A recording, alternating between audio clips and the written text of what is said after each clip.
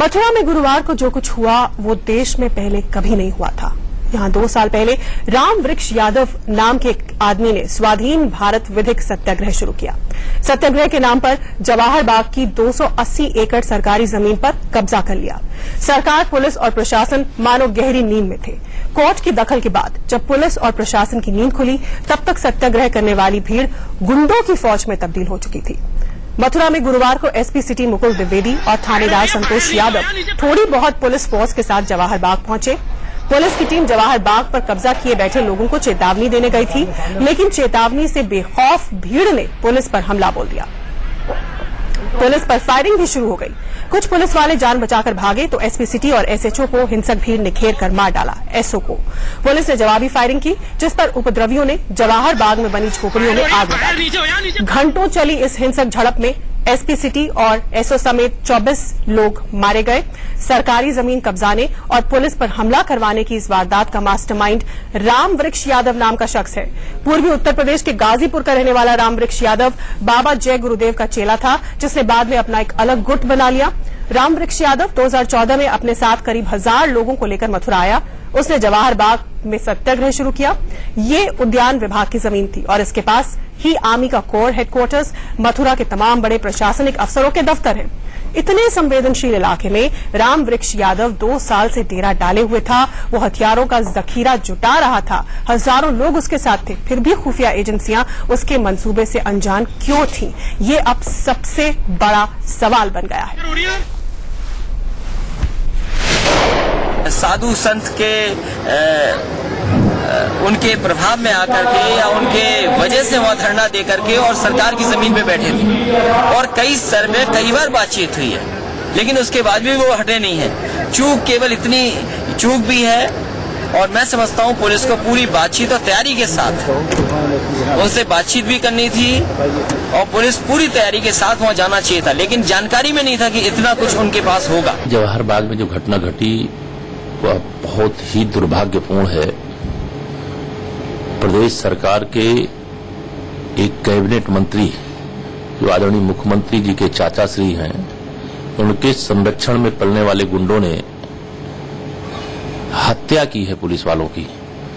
SP city उसमें मारे गए और कई पुलिस के लोग मारे गए और यह सारी परिस्थिति के लिए उत्तर प्रदेश सरकार पूरी तरह से दोषी है।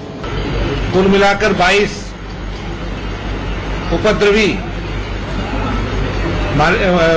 जान गंवा चुके हैं, जिनमें से 11 आग में झुलसकर मरे हैं। वो आग जो उन्होंने खुद लगाई थी उसमें झुलसकर मरे हैं और बाकी जो हैं लाठी डंडे की या अन्य प्रकार की चोट से मरे हैं। उनमें से एक महिला है, बाकी पुरुष है। सनसनीखेज, अभूतपूर्व, अपनी तरह की पहली ऐसी घटना जो हम देख रहे हैं और इस पर बहस करने के लिए हमारे साथ खास पैनल जुड़ गया है। मेरे साथ स्टूडियो में वरिष्ठ पत्रकार विनोद अग्निहोत्री जुड़े हुए हैं। हमारे साथ लखनऊ से Atul Kumar, x DG UP police के जुड़े हुए हैं। रविदास मेहरोत्रा, समाजवादी पार्टी के नेता। प्रदीप माथुर, एमएलए मथुरा के, कांग्रेस प्रवक्ता, हमारे साथ मथुरा से जुड़े हैं। और Prabhat Jha, national vice president BJP के, हमारे साथ जुड़े हैं। सभी का स्वागत है। मेहरोत्रा जी, रविदास मेहरोत्रा जी, सवाल उठ रहे हैं उत्तर प्रदेश की सरकार पर। सबसे पहले आपके मुख्यमंत्री ये कहते हैं कि हमें नहीं अंदाजा था कि भीड़ ने इतना असलहा जुटा लिया, यानी ये अंदाजा था कि भीड़ असलहा जुटा रही है, वहां पे कुछ गड़बड़ चल रही है। आपकी इंटेलिजेंस, आपका प्रशासन कहां गया सब? देखिए, मथुरा में जो घटना हुई है ये बहुत दुर्भाग्यपूर्ण है, बहुत गंभीर है और बहुत अफसोसजनक है।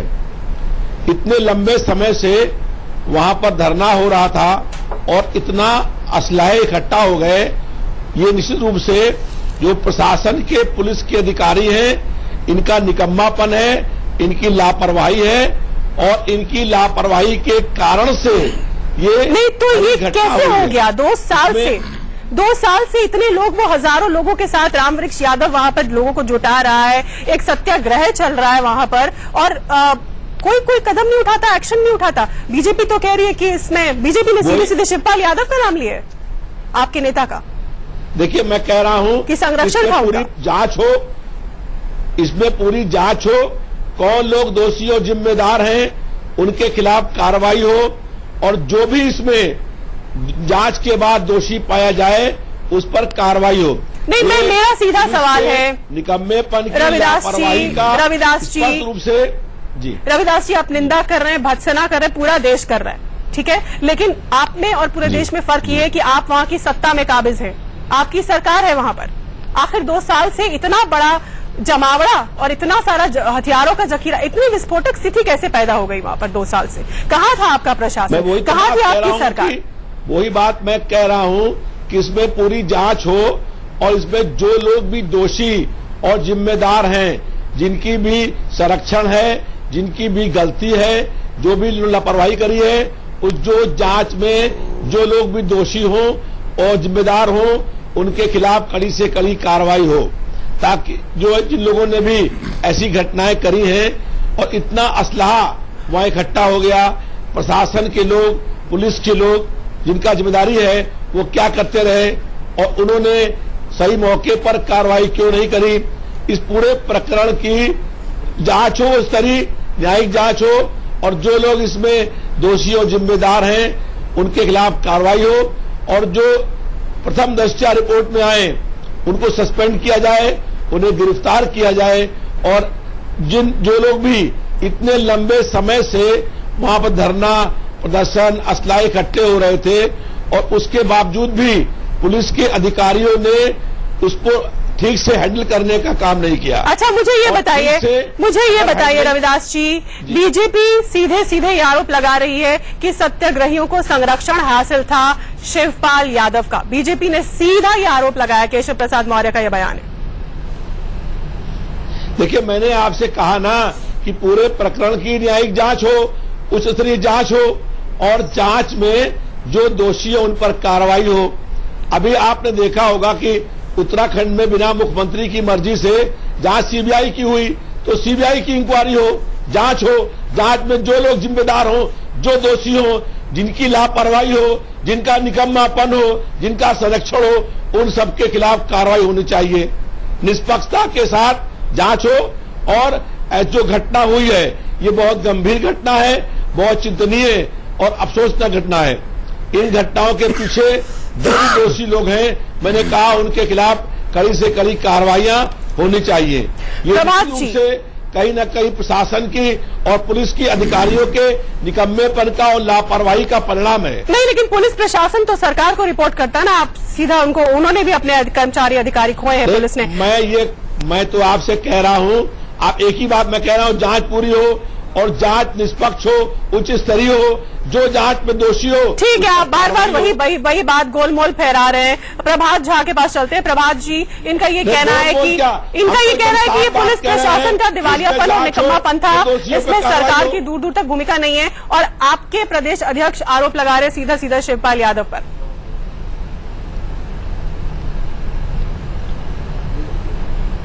देखिए, सबसे बड़ी बात है कि पुलिस जहां सुरक्षित न हो, जिस राज्य में पुलिस सुरक्षित न हो, वहां की जनता का क्या हाल होगा। एक एसपी का मारा जाना, एक दरोगा का मारा जाना, 23 लोगों का घायल होना, जनता की मौत।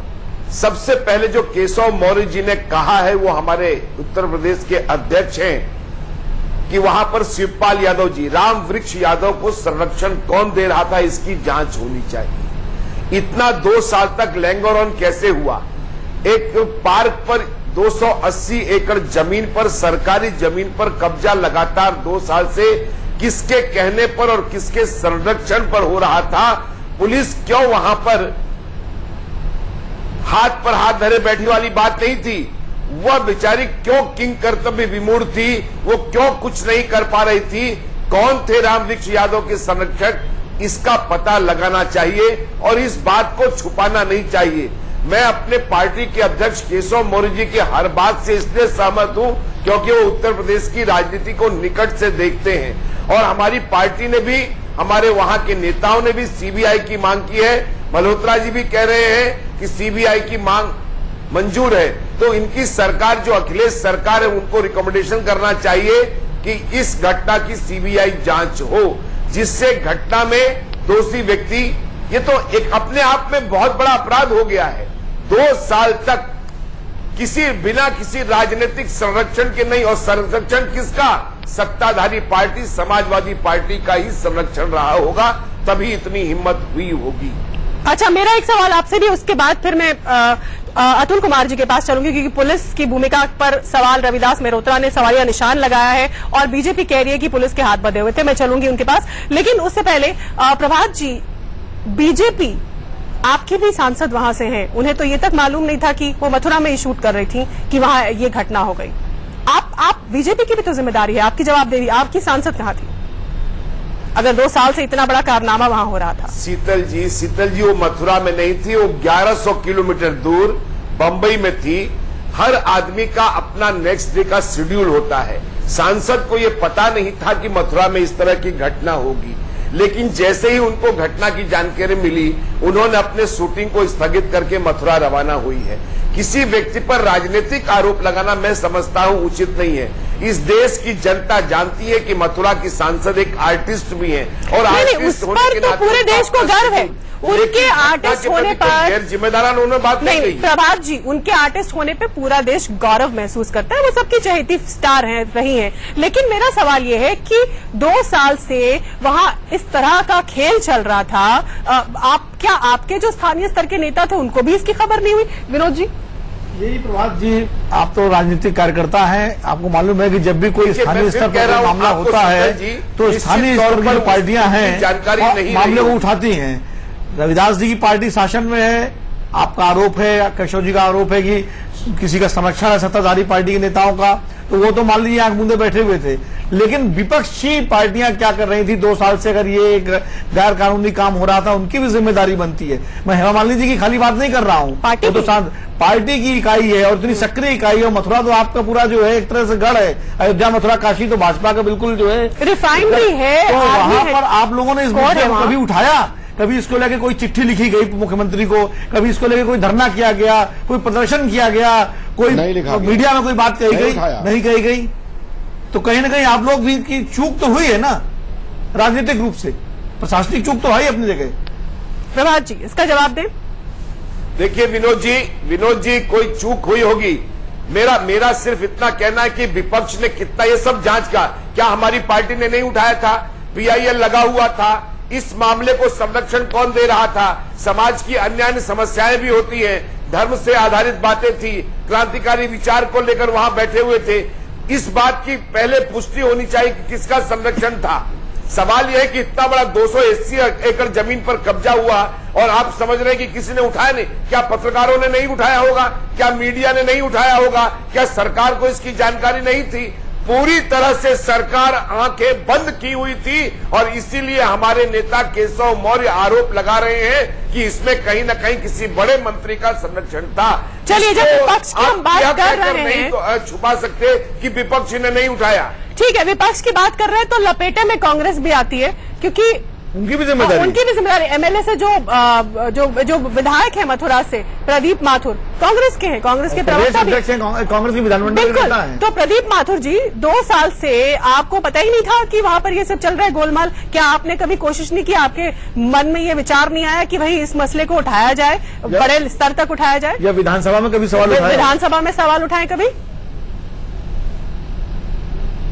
लगता है उनसे संपर्क कर गए। विनोद जी, ये जवाबदेही कांग्रेस की भी है? इसमें क्या है मैं बता रहा हूँ शीतल जी, ये बाबा जय गुरुदेव का वहां पर आश्रम है और जय गुरुदेव बहुत एक जमाने में उनका जबरदस्त प्रभाव था और वो उनकी पार्टी भी बनी थी, दूरदर्शी पार्टी बना के चुनाव भी लड़े थे।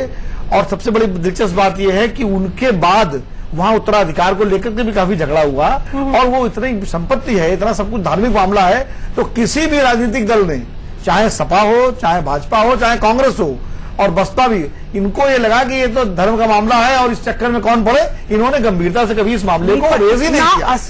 जरूर है, मेरी जानकारी में, मेरे संज्ञान में, मैं भी पत्रकारिता कर रहा हूं, कभी नहीं आया कि इस मुद्दे को लेकर के मुद्दा तो हाईलाइट अब हुआ, हमने कभी सुना नहीं इस बारे में कि इतना वहां पे जमावड़ा है। मथुरा में इतने सारे हम लोग जाते रहे, सब लोग जाते हैं, लेकिन कभी इस तरह से इसको कोर इशू के रूप में नहीं आया। जैसे रामपाल का इशू कई बार कोर पे आया, अब देखिए, और तमाम सारे जो अखाड़े हैं उनमें जो विवाद होते हैं उनको मामले, लेकिन इसका नहीं आया। तो कहीं न कहीं प्रशासन की, इंटेलिजेंस की, पुलिस की चूक तो है ही, और सरकार और सत्ताधारी पार्टी की है, लेकिन विपक्ष भी अपनी जिम्मेदारी से बरी नहीं हो सकता। बिल्कुल बरी नहीं हो सकता। इसलिए हमने सवाल बीजेपी, कांग्रेस तमाम दलों पे उठाए हैं, लेकिन समाजवादी पार्टी को हम फारिग नहीं कर रहे हैं, उनके पास जाएंगे अभी। लेकिन उससे पहले मैं अतुल कुमार जी के पास चलूंगी, जो कि एक्स डीजी रह चुके हैं उत्तर प्रदेश पुलिस के। अतुल जी, आपने शुरू में ही बयान सुना रविदास मेहरोत्रा का। उनका ये कहना था कि ये सरासर नाकामी है पुलिस की। बीजेपी कह रही है कि पुलिस प्रशासन जो है उसके हाथ बंधे हुए थे। एक पूर्व आला पुलिस अधिकारी के तौर पर आप इस सिनारियो को कैसे आंकते हैं? आपका क्या मत है इस पर? मैं इसमें ये कहना चाहूंगा, ये इस घटना के दो पक्षों के रूप में मैं इसको देखता हूं। एक पक्ष पुलिस की कार्रवाई का हो सकता है, और पुलिस की कार्रवाई, ये बात सही है कि पुलिस द्वारा इस आकलन में संभवतः जांच का विषय हो सकता है कि वहां पर जो लोग पहले से थे, रामवृक्ष यादव और उनके साथी, उनके पास कितनी तैयारी थी, कितने उनके पास अस्त्र शस्त्र थे। लेकिन साथ ही मैं ये भी देखता हूं कि इसका दूसरा पक्ष ये जिसको देखा जाना चाहिए, वो ये भी है कि आफ्टर ऑल ये जो अभी बात हो रही थी कि 2 साल से वहां पर ये लोग थे, और इन 2 सालों में किसी ने इनके विरुद्ध कोई भी कार्रवाई नहीं की। इनके खिलाफ इतने मुकदमे कायम हुए पुलिस के द्वारा, उन मुकदमों के बारे में भी कोई कार्रवाई नहीं हो पाई। तो ये ऐसा आसानी से नहीं होता है। मतलब आप ये कह रहे हैं कि पुलिस अपना काम कर रही थी? ये तभी स्पष्ट होगा जबकि मेरे विचार से आप ये कह रहे हैं अतुल जी कि पुलिस अपना काम कर रही थी और किन्हीं वजहों से वो काम पूरा अंजाम नहीं दे पाई। मतलब ऑब्वियसली दबाव होगा। हाँ, पुलिस वो अपना काम कर रही थी, लेकिन ऐसा लगता है कि पुलिस के ऊपर पुलिस किसी बात से ऐसा प्रभाव उसके ऊपर पड़ा कि संभवतः इन लोगों के ऊपर प्रभावशाली कार्रवाई वो नहीं कर पाई। बिल्कुल, रविदास जी इसका जवाब दीजिए। इसके लिए मेरे विचार प्रदेश से के एक निष्पक्ष एजेंसी, आला पुलिस अधिकारी कह रहे हैं कि पुलिस अपना काम कर रही थी, लेकिन किसी दबाववश वो अपने काम को अंजाम नहीं दे पाई, उसके हाथ बंधे हुए थे, और आप पुलिस पर आरोप लगा रहे हैं। देखिए जो है, मैं आपसे ये भी कहना चाहूंगा, एक डीजी साहब के से मुझे जानकारी हुई, जो सेवानिवृत्त डीजी साहब हैं, उन्होंने प्रश्न किया है। अच्छा, एक मिनट रविदास जी, एक मिनट रुक जाइए प्लीज। अतुल जी कुछ अहम जानकारी दे रहे हैं, फिर मैं आपके पास आती हूँ। अतुल जी। हाँ, ये मुझे ये जानकारी हुई थी कि एक सेवानिवृत्त पुलिस महानिदेशक, उन्होंने, बल्कि आज ही मैं देख रहा था एक चैनल पे, उन्होंने कहा भी कि उनके स्तर पर ये जानकारी लाई गई, अभी हाल में सेवानिवृत्त हुए हैं, और उन्होंने जब यहाँ पर डिस्कशन किया और उसके बाद ये निर्णय किया गया कि साहब इसमें कोर्ट का एक आदेश लेना चाहिए। तो ये बड़ा स्पष्ट है कि इसका मतलब लखनऊ में सरकार के शासन के स्तर पर और वरिष्ठ अधिकारियों के स्तर पर इन प्रकरणों की जानकारी थी। तो ये भी एक छानबीन का विषय होगा कि उसके बाद फिर प्रभावशाली कार्रवाई क्यों नहीं हो पाई इस प्रकरण में। बिल्कुल, अगर ये मालूम था सरकार प्रशासन को, तो फिर प्रभावशाली कार्रवाई क्यों नहीं हो पाई, और आप कैसे फिर सिर्फ पुलिस और प्रशासन के साथ ठीकरा फोड़ के अपना पल्ला झाड़ सकते हैं? रविदास जी, देखिए, कहीं पर भी 2 साल में मैंने देखा नहीं कि मीडिया में कहीं आया हो विधानसभा के अंदर हाउस चला है, किसी भी पार्टी ने जो विपक्ष। अरे आप छोड़िए, मीडिया को छोड़ दीजिए ना प्लीज। आप मीडिया में नहीं आया तो आप काम नहीं करेंगे यूपी में? एक सेकेंड, अगर वो कह रहे हैं कि पुलिस की जानकारी में था और प्रशासन और सरकार की जानकारी में भी, आप पूरी बात तो बोलने दीजिए। आप मीडिया पे आ रहे हैं। बात सुनिए, मैं ये कह रहा हूं कि ये जो प्रशासनिक और पुलिस की चूक थी, उनकी लापरवाही थी, उनकी अक्षमता थी। बिना परमिशन के वहां पर धरना क्यों हो रहा था? ये डीएम का काम है कि बिना परमिशन के कोई भी वहां पर न बैठ पाए। मुख्यमंत्री का काम क्या है? समय से मुख्यमंत्री का काम क्या है? मुख्यमंत्री का काम यह है कि अगर जिन लोगों ने चूक करी है उन पर कार्रवाई की जाएगी। जिन लोगों मुख्यमंत्री को जानकारी नहीं थी, वो जेल जाएंगे। अब वो कार्रवाई करेंगे, मतलब आप ये कहना चाह रहे हैं? देखिए, जिन लोगों ने अक्षमता जिनमें थी, जिन्होंने लापरवाही करी है, जिनकी चूक से ये बड़ा घटना घटी है, ये बेहद दुर्भाग्यपूर्ण लोगों की मौत हुई है। पूरा का पूरा ठीकरा वो डीएम पर और स्थानीय पुलिस पर। जो लोग भी दोषी और जिम्मेदार हैं, उन पर कार्रवाई होगी। हम चाहते हैं कि निष्पक्ष रूप से जांच हो, क्योंकि जांच में जो लोग दोषी पाए जाएं उनके खिलाफ कड़ी कार्रवाई। 20 साल से जिस तरह की उत्तर प्रदेश सरकारें हैं, उसमें डीएम एसएसपी के पास अपने विवेक से काम करने का कोई स्थिति रह नहीं गई है। अगर चाहे कोई सरकार हो, ये समाजवादी पार्टी की सरकार है, इससे पहले बीएसपी की सरकार है, उसके पहले बीजेपी की सरकार थी, 90 के बाद से जो सरकारें आई हैं और बल्कि 94-95 के बाद से, तो डीएम और एसपी पूरी तरह से अपने पॉलिटिकल मास्टर्स के हिसाब से ही काम करते हैं। ये उत्तर प्रदेश की हकीकत है। वो जमाने चले गए जब डीएम एसएसपी अपना विवेक से निर्णय लेकर के स्टैंड लेते और फिर आरोप भी झेलते हैं, जैसा और लग रहा है। राजनीतिक नेतृत्व को स्वीकार भी करते हैं सहमत न होते हुए भी। जब इस देश में उदाहरण गिरा सकता हूं, भाषांतर हो जाएगा। कांग्रेसी लेकिन अत्याचार कर रहे थे जी? वो जमाना भूल गए क्या? वो जमाना भूल गए जब देश में आपातकाल लगा करके अरे रविदास जी, आपातकाल में कहां पहुंच गया? आप बहस को लेकर के उधर मत जाइए। वो आज के मुद्दे पे नहीं बोलना चाह रहे ना। आपातकाल पे फिर बहस हो जाएगी, फिर वो प्रभात जी आप मुद्दे को कृपया मत भटकाइए विषय जो है उसके रविदास जी, मुद्दे को मत भटकाइए। एक ब्रेक का वक्त हो रहा है, एक ब्रेक का वक्त हो रहा है। बात करिए विनोद जी, आपके पास भी आऊंगी और साथ ही अतुल जी भी कुछ ऐड करना चाह रहे हैं, साथ ही बीजेपी के पास फिर चलेंगे और कांग्रेस के पास भी, क्योंकि कोई भी दल अपना पल्ला नहीं झाड़ सकता है, सभी जिम्मेदार हैं। सरकार की जिम्मेदारी डेफिनेटली ज्यादा है, लेकिन बाकी विपक्ष भी पल्ला नहीं झाड़ सकता। एक छोटा सा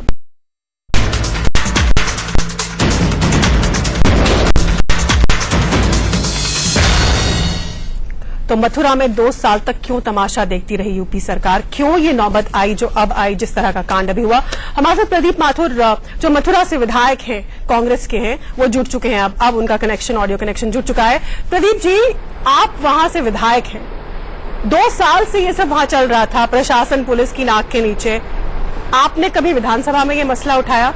क्या कभी लोकली इस मसले को रेज करने का सोचा? देखिए, मैं आपको बातें बताऊं कि मैं यहां से पिछले 20 साल से एमएलए हूं और उत्तर प्रदेश कांग्रेस विधानमंडल दल का नेता हूं। इस मसले को मैंने कई बार मुख्यमंत्री के संज्ञान में लाया, प्रमुख सचिव गृह को बताया, डीजीपी को बताया, चीफ सेक्रेटरी को बताया, परंतु सत्ताधारी पार्टी का संरक्षण होने के कारण स्थानीय पुलिस और उच्च स्तरीय प्रशासनिक अधिकारी टस से मस नहीं हुए और ये मामला पिछले 7-8 महीने से ज्यादा फ्लेयर अप कर रहा था, जब ये राम वृक्ष यादव के लोग यहाँ पर तहसील के अधिकारियों से झड़पें करते थे, स्थानीय पुलिस से झड़पें करते थे, कोर्ट में चले जाते थे, वकीलों को मारते थे। इनकी गुंडागिरी और दादागिरी बहुत बढ़ चुकी थी, तो स्थानीय लोगों ने भी इनके खिलाफ धरना प्रदर्शन शुरू किया था और इसके संदर्भ में मैंने शासन प्रशासन को बहुत बार अवगत कराया, जैसा पूर्व में कहा गया। क्योंकि यहाँ पे आपको क्या जवाब मिलता था जब आप शासन, प्रदीप जी, जब आप शासन प्रशासन तक ये बात उठाते थे, उनके सामने रखते थे, तो आपको क्या जवाब मिलता था? अनसुनी कर देते थे, उनके कान पे जू नहीं रेंगती थी।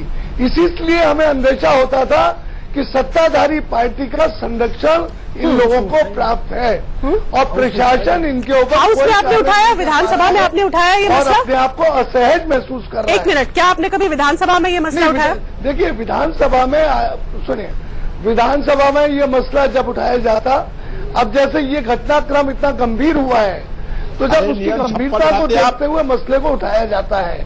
अब इतना बड़ा नहीं, ये तो कोई जवाब नहीं हुआ ना, ये क्या जवाब हुआ? आप भी प्रदीप जी, आप 20 साल से विधायक हैं और मैं 30 साल से पत्रकारिता में हूं, ज्यादा समय से संसद और विधानसभा सब कवर करता रहा हूं, लखनऊ को भी कवर किया है। विधानसभा में तो छोटे छोटे मुद्दे तक उठाए जाते हैं, मतलब नाली और खलंजे के मुद्दे उठाए जाते हैं। आप कह रहे हैं इतना बवाल हो रहा है तो आप उठाते? इतना बड़ा मुद्दा जब आपकी बात मुख्यमंत्री, DGP, chief secretary, home secretary अनसुनी कर रहे थे, तो आपको विधानसभा में इसको उठाना चाहिए था।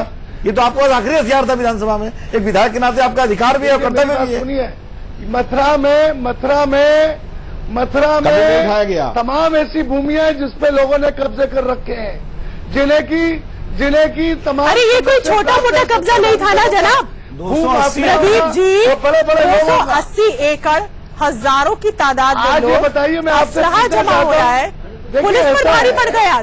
280 आप कह रहे हैं कि वहाँ बहुत सारे कब्जे होते रहते हैं, ये भी उन्हीं में से एक था। कल जब सुनिए, जब ये मैं आपसे ये कह रहा हूं कि यदि ये गंभीर घटना नहीं होती तो प्रेस भी आज सजग नहीं होती, प्रशासन भी मूक बैठा रहता, प्रदेश सरकार भी सोती रहती, यदि इन 2 पुलिस अधिकारियों की शहादत नहीं होती।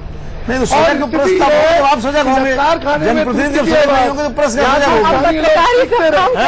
ये मतलब चाह रहे हैं कि न्यायालय और पत्रकारिता पत्रकार यही सारे काम कर रहे हैं प्रदीप जी, फिर तो क्या है? अच्छा, आपने कोई चिट्ठी लिखी, बताइए चीफ मिनिस्टर मैंने डीजीपी और प्रमुख सचिव गृह से कहा, नहीं, मौखिक आपने कोई लेटर लिखा कि आपका स्थानीय प्रशासन निकलना है। प्रदीप जी, कोई लेटर लिखा आपने? और सरकार नहीं सुन रही है। माथुर जी, प्रदीप माथुर जी, कोई पत्र लिखा आपने मुख्यमंत्री, प्रमुख सचिव को, गृह सचिव को इस मुद्दे को लेकर? लेटर लिखे, अरे विधानसभा लेटर लिखे, वो लेटर आपने प्रेस क्यों नहीं जारी किए? लिखे और एडिशनल पुलिस फोर्स देने के लिए मैंने बराबर चिट्ठियां लिखी। अच्छा, चलिए मैं आप सबके पास लौटूंगी, मैं आप सबके पास लौटूंगी। ये बहस हमारी चल रही है, लेकिन उससे पहले बता दें कि आखिर ये मामला क्या था। ये लोग जो आज जुटे हुए थे, ये सत्याग्रही जो सत्याग्रह कर रहे थे, किन कथित सत्याग्रही, सो कॉल्ड सत्याग्रही, इनकी मांगे क्या थी? ये क्यों सत्याग्रह कर रहे थे? सुनिए कितनी अटपटी और अजीबोगरीब सी ये मांगे इनकी थी, हम अभी आपको दिखाएंगे।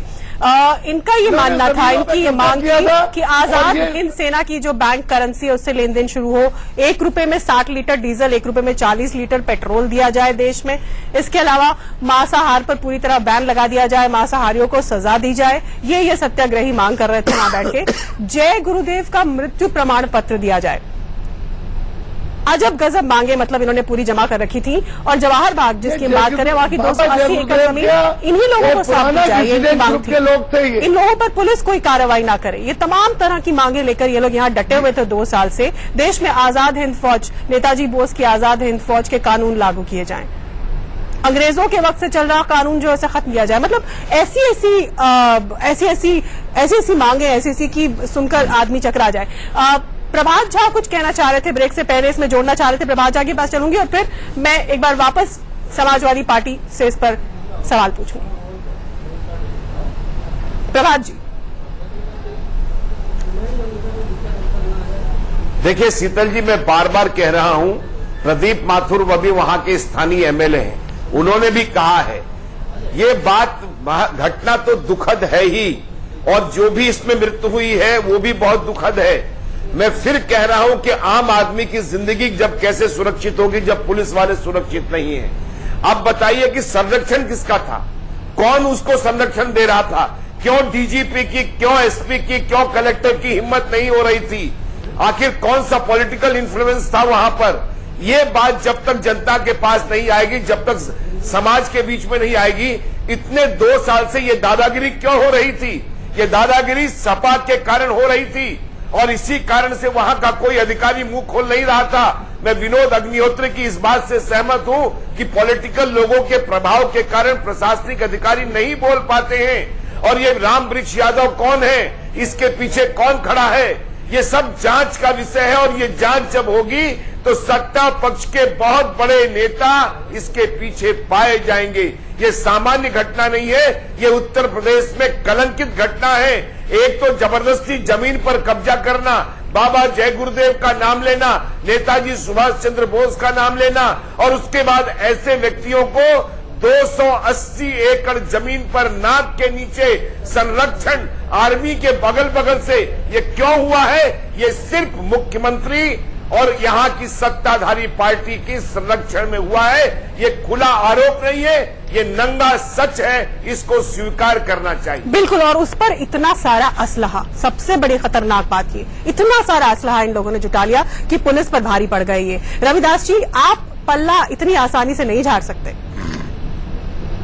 कहीं ना कहीं कुछ मॉरली, आप एक मॉरल जिम्मेदारी तो लीजिए ना। कह रहे हैं नैतिक जिम्मेदारी लेंगे आप? हम तो ये कह रहे हैं, हम तो ये कह रहे हैं कि निष्पक्ष रूप से उच्च स्तरीय न्यायिक जांच हो, जांच में जो लोग दोषी पाए जाएं, जिनका संरक्षण हो, जिनकी जिम्मेदारी हो, जिनकी लापरवाही हो, उन पर कार्रवाइयां हो। जो लोग भी इस पूरे घटनाक्रम में जिम्मेदार और दोषी हैं, उन पर कार्रवाई हो। इतने लंबे समय से धरना चल रहा था, जो पुलिस के अधिकारी, प्रशासन के अधिकारी क्या कर रहे थे, इस पर पूरी जांच हो, जांच में जो लोग दोषी पाए जाएं, उन पर कार्रवाई हो। लेकिन मुझे एक बात ये कहनी है, जो आपके माध्यम से, कि बाबा जय गुरुदेव जी के आश्रम का या उनके शिष्यों का इस हिंसक घटना में कोई संबंध नहीं है। बाबा जय गुरुदेव जी जो हैं वो धर्म का प्रचार करते हैं, अहिंसा का प्रचार करते हैं, और इसलिए ये पूरी घटना में ये उनका हाथ नहीं है। मतलब आप ये क्या कोई साजिश है, आप क्या ये कोई बताना चाह रहे साजिश हैं है उत्तर और प्रदेश इस और साजिश देश का में? पर्दाफाश हो। आप क्या ये बताना साजिश चाह जो रहे हुई हैं? है जो तो अब है नहीं, हम ये कह रहे हैं कि बाबा जो जय गुरुदेव लोगों कहाँ ने- से बीच में आ वो गया? तो अब है नहीं, तो 2012 में ही उनका स्वर्गवास हो गया। पर्दाफाश तो हो चुका है। नहीं, अभी आपने सपा कहा के ना संरक्षण कि बाबा में जय ये गुरुदेव जी घटना के हुई नाम है। से पूरी बाबा तरह से जय गुरुदेव पर्दाफाश जी है। के आश्रम से या उनका इस पूरे हिंसक घटनाओं से कोई संबंध नहीं है।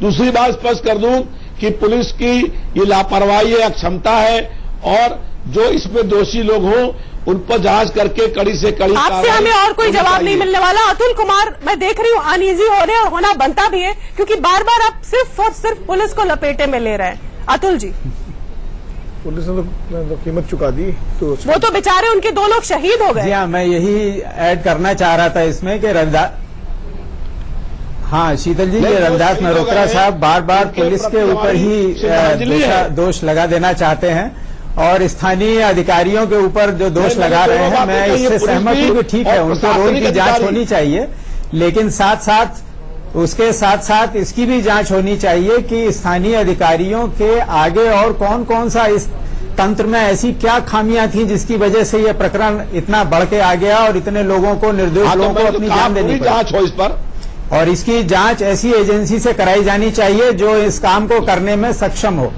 संभवतः स्थानीय एजेंसी जो हमारे पास हैं इस समय उपलब्ध, वो इस जांच को करने में सक्षम नहीं होंगी। बिल्कुल भरोसा नहीं है स्थानीय एजेंसियों पर। जाहिर है कि स्थानीय एजेंसियां कौन, पुलिस करेगी या सीआईडी करेगी या और जो स्थानीय दूसरी एजेंसियां वो कर सकती है, लेकिन वो सब जब आरोप ही ये है कि राजनीतिक संरक्षण का आरोप है, हाँ। तो जाहिर है निष्पक्ष जांच के लिए कहीं न कहीं ऐसी एजेंसी हो जो राज्य सरकार के प्रभाव से अलग हो। अब सवाल दूसरा है, अगर आप सीबीआई की बात करते हैं, सीबीआई पे आरोप लग जाएगा, वो केंद्र सरकार के दबाव में है। कल को सीबीआई की कोई फाइंडिंग आएगी तो ये हो जाएगा, यही समाजवादी पार्टी कहेगी वो तो भाजपा ने करवा दिया। तो ये बड़ी दिलचस्प, हमारी एजेंसीज की क्रेडिबिलिटी बिल्कुल खत्म हो गई है आज की तारीख में। एक सरकार होती है तो सीबीआई की रिपोर्ट कुछ होती है, दूसरी होती है तो बदल जाती है। तो ये ऐसी स्थिति में या तो न्यायिक जांच हो समयबद्ध, कि एक न्यायिक जांच हो, जिस तरह मुजफ्फरनगर दंगों की न्यायिक जांच हुई, तो न्यायिक जांच हो, समयबद्ध हो, 3 महीने के अंदर रिपोर्ट आए, जो भी हो, एक निष्पक्ष जांच हो और जिस पर एक क्रेडिबल जांच हो।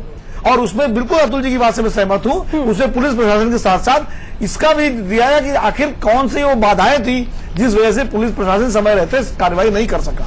मतलब पूरी की पूरी इन्वेस्टिगेशन हो, कौन इसके पीछे था, और अगर राजनीतिक आरोप लग भी रहे हैं तो उनकी भी जांच की जाए। अगर किसी व्यक्ति विशेष का नाम लिया जा रहा है या और लोगों की बात कही जा रही है तो पूरी तरह से निष्पक्ष जांच की जाए।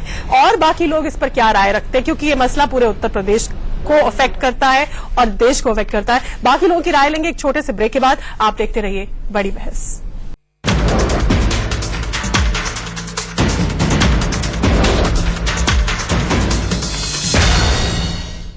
ब्रेक के बाद आपका फिर स्वागत है बड़ी बहस में। और ब्रेक पर जाने से पहले जिक्र रविदास मल्होत्रा ने जय गुरुदेव का किया था और इसमें कुछ जोड़ना चाह रहे हैं विनोद अग्निहोत्री। हाँ, एक्चुअली बाबा जय गुरुदेव का बड़ा दिलचस्प इतिहास है और उनकी फॉलोइंग हमेशा ज्यादातर ओबीसी और छोटे दलित वर्ग में रही है।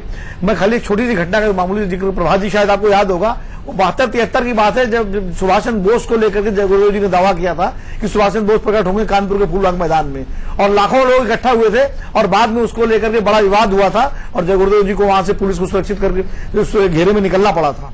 तो वो सब सारी चीजें भी जुड़ी हुई हैं रविदास जी इस आश्रम के इतिहास में। बाकी जो ये घटना है तो मुझे लगता है कि कम से कम ये देखना चाहिए कि जो फॉलोअर्स हैं, मैं ये नहीं कह रहा हूं सारे फॉलोअर्स ऐसे हैं या इस तरह के हैं, लेकिन उनमें से कुछ फॉलोअर्स ऐसे जरूर हैं जिन्होंने जय गुरुदेव जी के नाम को और नेताजी के नाम को एक तरह से बदनाम करने का काम किया, एक्सप्लॉइट किया अपने उसके लिए, फायदे के लिए। ज्यादा वक्त हमारे पास नहीं है, इसलिए मैं सबसे जानना चाहती हूँ कि अब व्यक्तिगत तौर पर उन्हें क्या लगता है कि इस मामले में क्या होना चाहिए, क्योंकि पुलिस को बार बार लपेटा जा रहा है। तो मैं शुरुआत अतुल कुमार जी से ही करूंगी।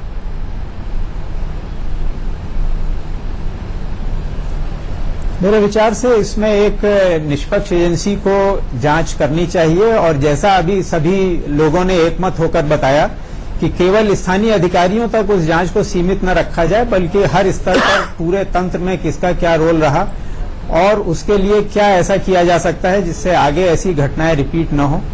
एक तो वो चीज होनी चाहिए और मेरे विचार से इसमें अगर न्यायालय के आदेश की आवश्यकता हो तो उसकी सहायता ली जाए। स्टेट गवर्नमेंट, प्रदेश सरकार अगर अपने स्तर से वो काम कर सके तो वो कर ले।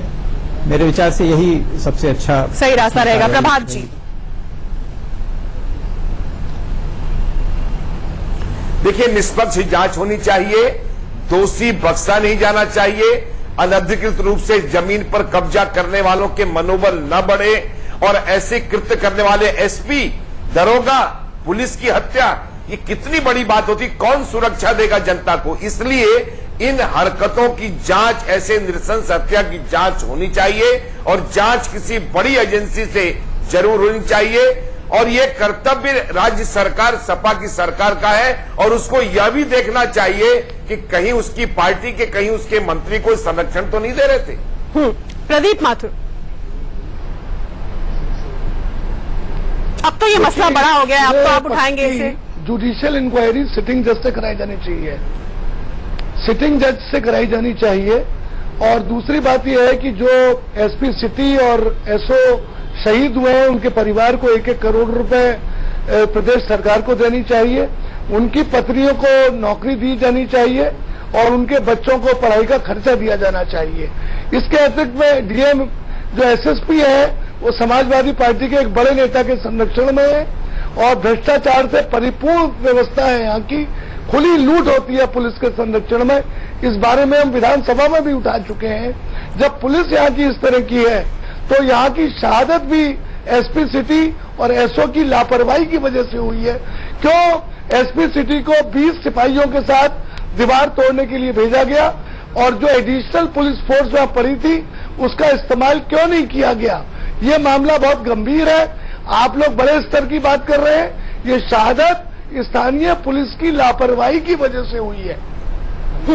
रविदास मेहरोत्रा, इतनी सारी मांग है और यकीनी तौर पर उत्तर प्रदेश की जनता और वो शहीदों के परिवार भी मांग कर रहे हैं कि अब न्याय मिले। कम से कम आप ऐसा कुछ कदम उठाएं कि इसके पीछे का पूरा खेल सामने आए, फिर चाहे वो राजनीतिक संरक्षण की बात ही क्यों ना हो, जिसका आरोप आपकी पार्टी पर लगातार लगा। बिल्कुल बिल्कुल निश्चित रूप से इसकी न्यायिक और उच्च स्तरीय जांच हो और जांच में जो लोग भी दोषी हों उन पर कार्रवाई हो।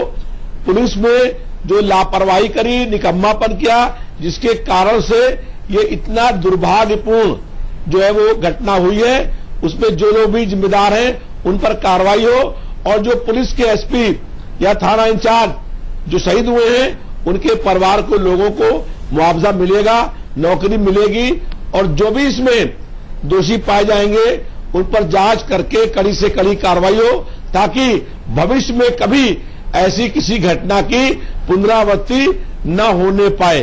और जो लोग भी इसमें जिम्मेदार हैं, संरक्षण दिया हो किसी ने या लापरवाही करी हो या उनके निकम्मेपन से हुआ हो, उनके खिलाफ कार्रवाई होनी चाहिए और जो इसमें दोषी जिम्मेदार हैं उनको दंड मिलना चाहिए। रविदास जी, करेगा कौन है? तो आपकी पार्टी ही करेगी, आप सत्ता में हैं। बिल्कुल। हाँ, तो हमने तो कहा कि इस पर जांच होगी। आपको नहीं कहना चाहिए कि हम करेंगे, आपको ये नहीं कहना चाहिए कि करना चाहिए। तो वही तो मैंने ये कहा कि इसमें कार्रवाइयां होंगी, जो इसमें दोषी हैं जांच के बाद कोई बख्शा नहीं जाएगा, मुख्यमंत्री कराएंगे, कड़ी से कड़ी कार्रवाई होगी। विधायक है तो मुख्यमंत्री देखिए, हम ये बात कह रहे हैं तो हम ये सरकार से, मुख्यमंत्री जी से भी मांग करेंगे, मुख्यमंत्री सुनेंगे, उनके पास तक बात पहुंचाएंगे कि आप आवाज पहुंचा रहे हैं, अभी से यहीं से पहुंचा दीजिए, इसी माध्यम से। उनके खिलाफ माध्यम नहीं हो सकता पहुंचाने के लिए आवाज। हम आपके माध्यम से भी ये मांग कर रहे हैं कि माननीय मुख्यमंत्री जी, जो इसमें दोषी और जिम्मेदार लोग हैं उन पर कड़ी से कड़ी कार्रवाई हो। जो पुलिस के अधिकारियों की निकम्मापन है, लापरवाही है, जिसके कारण से ये बड़ी घटना घटी है, जो इसमें दोषी हैं उनके खिलाफ भी कड़ी से कड़ी कार्रवाई हो और जो पुलिस के एसपी और इंस्पेक्टर शहीद हुए हैं उनके परिवार के लोगों को मुआवजा मिले, नौकरी मिले। रविदास जी, इसमें एक चीज और जोड़ लीजिए, रविदास मेहरोत्रा जी, कि समयबद्ध होना चाहिए। न्यायिक जांच अक्सर जो है 20 साल 25 साल तक चलती है। मलियाना हाशिमपुरा वाला हादसा सुना हो कि पता लगा जो है जो पीड़ित है वो चले गए ऊपर, उसके बाद चलिए वक्त खत्म हो चुका है। आप सभी का समयबद्ध होना चाहिए। सभी का जुड़ने के लिए बहुत बहुत धन्यवाद। बहुत पते की बात विनोद जी ने कही और मुख्यमंत्री अखिलेश यादव से भी यही अपेक्षा है कि जांच हो, दूध का दूध पानी का पानी हो और समयबद्ध तरीके से जांच हो। इस बहस में इतना ही, लेकिन इंडिया न्यूज पर खबरों का सिलसिला लगातार जारी है।